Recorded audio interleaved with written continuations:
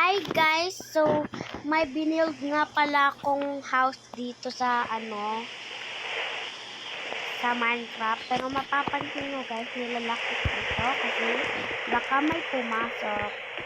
Eh nakalimutan ko nga pala guys na maglagay ng ref. Pero hindi naman ako pro ha. Sige, maglagay na tayo.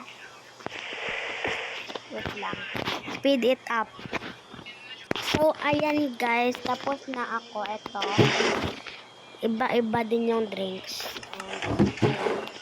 Doon tayo sa taas. Ito yung taas ko guys.